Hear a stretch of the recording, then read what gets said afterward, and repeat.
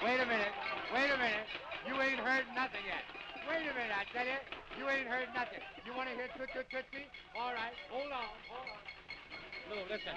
Play Toot Toot Tootsie. Three choruses, you understand? And the third chorus. Ada satu film di tahun 1927 yang bikin dunia sinema berubah total. Judulnya The Jazz Singer. Sekilas film ini kelihatan biasa saja, tapi kenyataannya inilah momen ketika film mulai bisa berbicara. Bayangin aja, penonton yang terbiasa nonton film bisu tiba-tiba mendengar aktor benar-benar ngomong di layar. Reaksinya kaget, heboh, bahkan sampai bikin industri film langsung jungkir balik. Tapi sebelum kesuksesan besar ini terjadi, ada banyak eksperimen aneh, ide gila, bahkan kegagalan memalukan yang harus dilalui. Nah, di video ini kita akan bahas perjalanan panjang menuju lahirnya film suara. Mulai dari percobaan awal di abad ke-19 sampai akhirnya suara jadi standar di semua film yang kita kenal sekarang. Nazis have been chasing him all over Europe. Laszlo must never reach America. He stays in Casablanca. I'm a saloon keeper. The problems of the world are not in my department. Kalau ngomongin film suara, kita harus mundur jauh ke akhir 1800-an. Waktu itu ada dua tokoh penting, yaitu Edward Muybridge, pelopor fotografi, dan Thomas Edison, penemu fonograf. Mereka sempat mengobrol soal ide gila gimana kalau gambar bergerak digabung sama suara.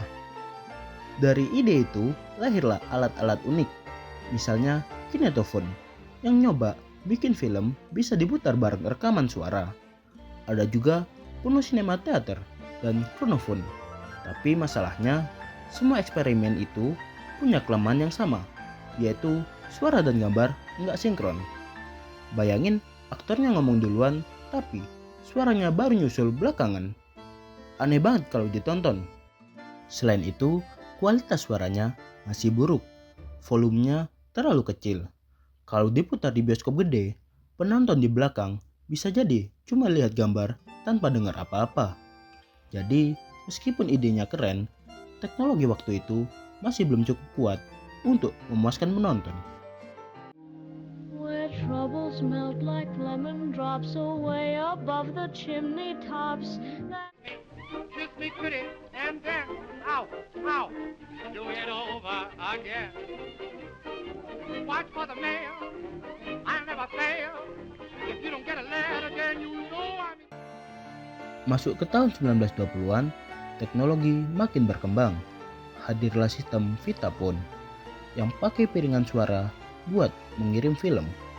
Dan pada Oktober 1927, muncullah film legendaris yang bernama The Jazz Singer. Sebenarnya, film ini bukan film suara pertama, tapi film ini jadi yang paling sukses. Untuk pertama kalinya, penonton bisa mendengar suara aktor di layar besar, lengkap dengan dialog, musik, dan nyanyian. Bisa dibilang, ini adalah momen di mana orang-orang jatuh cinta ke film suara. The Jazz Singer meledak di pasaran, dan sejak itu, semua studio film buru-buru bikin film bersuara. Era film bisu pun, yang tadinya dianggap puncak seni, perlahan mulai tergeser. Round up the usual suspects and search them for stolen documents. May you see your papers? Do something, you must help me. I'll stick my neck out. Memasuki dekade 1930-an, film suara jadi fenomena global. Di Amerika, Hollywood semakin kuat jadi pusat perfilman dunia. Tapi gak semua orang langsung setuju. Di Eropa, beberapa kritikus agak khawatir.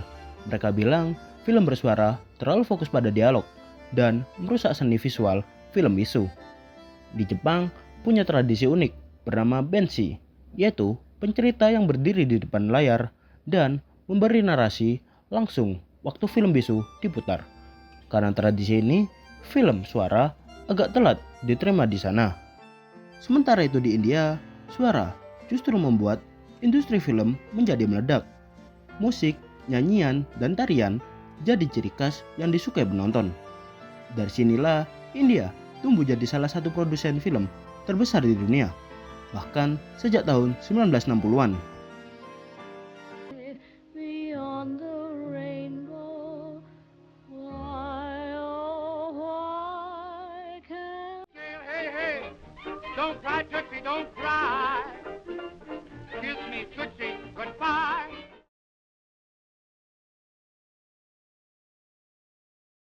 Di balik layar, banyak inovator yang berjuang bikin film suara jadi kenyataan.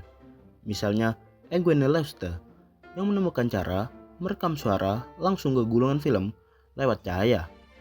Ada juga Erik Tigrestad dan Mihaly Dennis yang bikin paten-paten baru. Masalahnya, meskipun idenya keren, namun teknologi saat itu belum siap digunakan secara massal. Suaranya sering pecah, volumenya kurang kuat, dan mudah rusak. Baru setelah teknologi penguat elektronik hadir, film bersuara akhirnya bisa diputar dengan kualitas yang memuaskan di bioskop. Jadi, kalau dipikir-pikir, lahirnya film suara adalah hasil dari kombinasi ide brilian, eksperimen panjang, dan kesabaran dalam menghadapi kegagalan. That I heard of once in a lullaby. Somewhere over the rainbow, skies are Sejarah film suara ini ngajarin kita satu hal penting, yaitu inovasi butuh waktu. Dari obrolan sederhana antara Muybridge dan Edison di tahun 1888, butuh hampir 40 tahun sampai akhirnya dunia bisa nonton film bersuara lewat The Jazz Singer. Dan sejak momen itu, dunia film gak pernah sama lagi. Hari ini, kita bisa nonton film dengan musik megah, efek suara detail, bahkan suara 3D. Semua itu berawal dari percobaan sederhana di abad ke-19. Bayangin aja kalau kita nonton film tanpa suara, tanpa dialog, tanpa musik, dan tanpa efek. Rasanya pasti aneh bukan? Karena pada dasarnya suara bukan sekedar pelengkap, tapi juga jiwa yang membuat film benar-benar hidup. Terima kasih sudah nonton sampai akhir, dan jangan lupa komentar, like, dan subscribe kalau kamu suka dengan pembahasan seputar sejarah film. Sampai jumpa di video berikutnya. Bye bye.